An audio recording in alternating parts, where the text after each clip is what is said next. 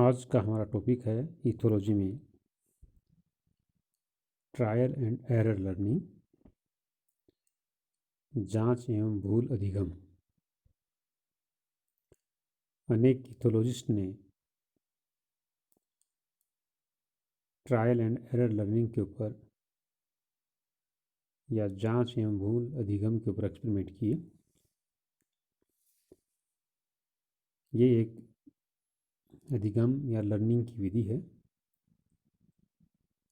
Skinner ethologist ने classical conditioning या चिर प्रतिष्ठित एवं यांत्रिक या इंस्ट्रूमेंटल अधिगम के मध्य अनेक प्रयोग किए।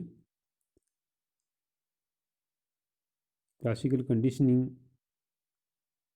लर्निंग के संदर्भ में हमने इससे पूर्व पावलोव के एक्सपेरिमेंट में पढ़ा। आज हम इंस्ट्रूमेंटल लर्निंग या ऑपरेट कंडीशनिंग लर्निंग के संदर्भ में स्किनर के एक्सपेरिमेंटों का अध्ययन करेंगे।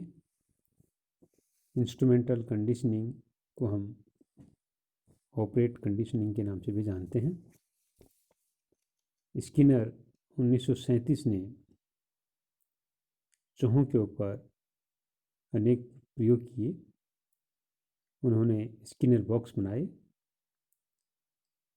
स्किनर बॉक्स जस्ट हम कह सकते हैं कि चौकोर बॉक्स थे, जिसमें चूहे या अन्य किसी पक्षी या जानवर को रखकर उसके ऊपर इन्होंने प्रयोग किए। सर्वप्रथम इन्होंने स्किनर बॉक्स में या जो इंस्ट्रूमेंट उन्होंने बनाया, जिसे हम स्किनर बॉक्स के नाम से जानते हैं, इसमें भूखे चूहे को रखा। क्योंकि हम जानते हैं कि कोई भी जंतु जब भूखा रहता है तो भोजन की तलाश इधर उधर भटकता है या भोजन की तलाश करता है। स्किनर ने इस बॉक्स को इस प्रकार से डिज़ाइन किया कि इसमें एक पट के ऊपर या एक भाग में लीवर लगा हुआ है, या इसको वाल कह सकते हैं, या साधारण भाषा में अपन कुंडी कह सकते हैं। इसके दबने से जंतु को भोजन प्राप्त हो जाता है या भोजन इस बॉक्स में आ जाता है, जिसे जंतु आसानी से प्राप्त कर लेता है। सर्वप्रथम जब एक्सपेरिमेंट प्रारंभ करता है तो स्किनर भूखे चूहे को इस स्किनर बॉक्स में रखता है। चूँकि भूखा चूहा या रेट भोजन की तलाश में इधर उधर भोजन की तलाश करता है।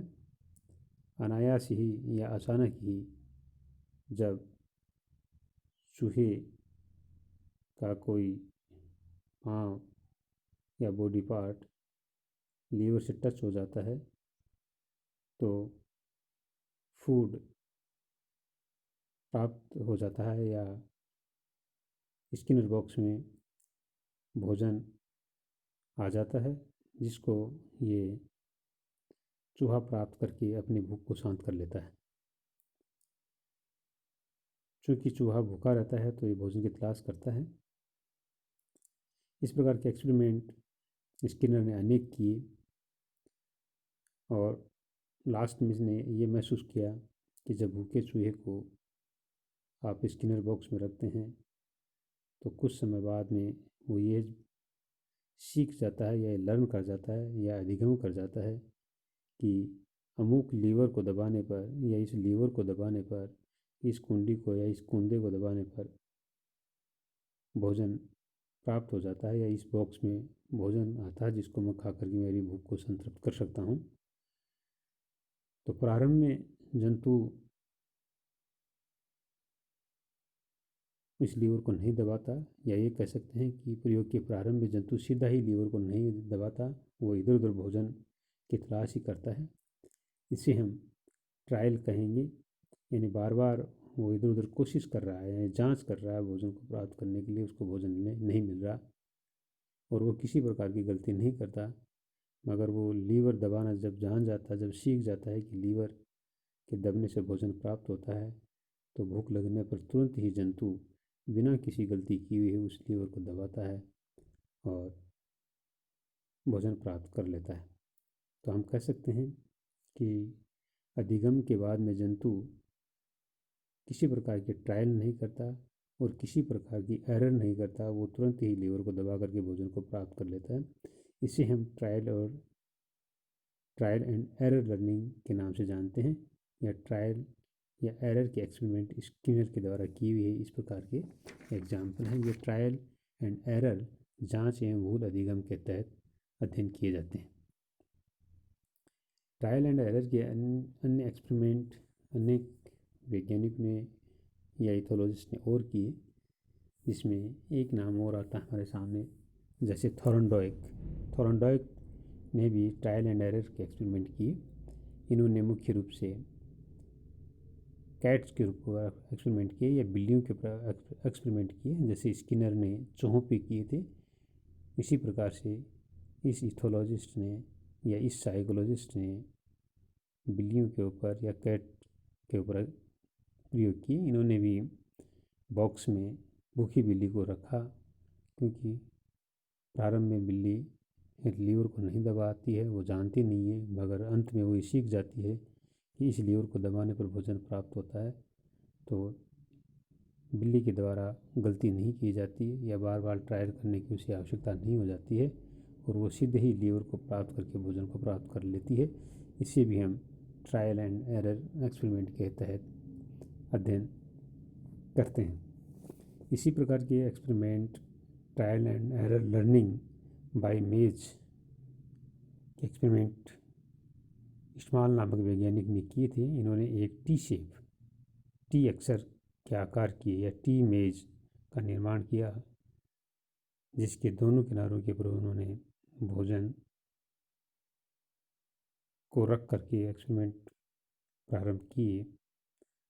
तो उन्होंने देखा कि एक जो चूहे हैं, जो रेट्स हैं, वो प्रारंभ में सीधे भोजन को प्राप्त नहीं करते हैं, मगर आफ्टर लर्निंग के बाद में वो ये जान जाते हैं कि जिस किनारे पर भोजन रखा रहता है उसको वो तुरंत प्राप्त कर लेते हैं। अर्थात टी मेज की किसी एक किनारे के ऊपर रखी हुई भोजन को प्राप्त करने के लिए जंतु सीधा भोजन प्राप्त करने के लिए प्रारंभ में नहीं जाता। वो टी मेज के दाएं और बाएं मुड़ने की प्रायिकता या उसकी प्रोबेबिलिटी लगभग 50-50% रहती थी कि वो दाएं भी मुड़ सकता है और बाएं भी मुड़ सकता है, मगर लर्निंग करने के बाद में जंतु सीधा भोजन को प्राप्त करने के लिए उसी दिशा में गमन करता है। वो 50-50% की प्रायिकता या दाएं बाएं मुड़ने की प्रायिकता के अकॉर्डिंग अपना बिहेव प्रदर्शित नहीं करता, सीधे ही भोजन प्राप्त करने के लिए वो भूख की स्थिति में चला जाता है। अर्थात जंतु को जब भूख लगती है तो सीधा ही भोजन को प्राप्त कर लेता है। तो इस प्रकार के जो एक्सपेरिमेंट किए गए हैं ये ट्रायल एंड एरर के तहत किए गए हैं, और इसमें ये भी बताया गया जब जंतु को कंटिन्यू जिस स्थान के ऊपर भोजन रखा जाता है या लीवर दबाने पर भोजन मिलता रहेगा, तो इस प्रकार की प्रवृत्ति बनी रहती है कि वो लीवर को दबा करके भोजन को प्राप्त करे। इसे पॉजिटिव रीइंफोर्समेंट कहते हैं। और जब जंतु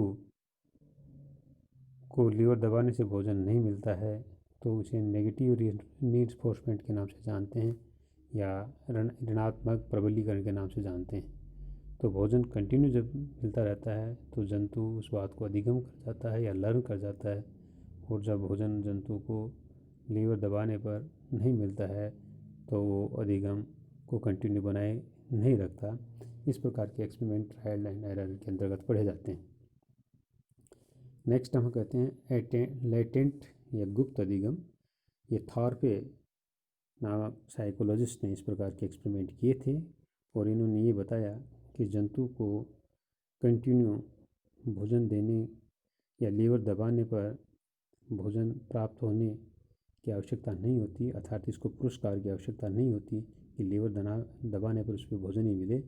बाकी जंतु ज्ञान को अर्जित कर जाता है, या उसकी ये ज्ञान गुप्त रूप से या गुप्त अवस्था के अंदर जंतु में उपस्थित रहता है या निहित रहता है, जिससे जंतु कभी भी भोजन को प्राप्त करने के लिए उस दिशा में जा सकता है। चूँकि थारपे के अनुसार किसी भी गुप्त नॉलेज को या लेटेंट लर्निंग को केवल अनुभवों के आधार पर ही हम देख सकते हैं, उसे हम प्रत्यक्ष रूप से नहीं देख सकते, या जंतु के द्वारा जो अर्जित ज्ञान है उसको हम प्रत्यक्ष रूप से नहीं देख सकते, या उसको प्रत्यक्ष रूप से हम नहीं पहचान सकते। ये केवल लेटेंट के रूप में ही जंतु में निहित रहता है, और आवश्यकता पड़ने पर जंतु अपने अनुभव से लेटेंट लर्निंग की सहायता से या गुप्त अधिगम की सहायता से या लेटेंट लर्निंग की सहायता से जंतु अपने व्यवहार को प्रदर्शित करता है और अपने खाद्य पदार्थ को प्राप्त करता है। तो इस प्रकार से अनेक इथोलॉजिस्ट या साइकोलॉजिस्ट के द्वारा लर्निंग के संदर्भ में प्रयोग किए गए, जिसे ट्रायल एंड एरर के लर्निंग के नाम से जाना जाता है। इसे हम इथोलॉजी के अंतर्गत अध्ययन करते हैं। Thank you.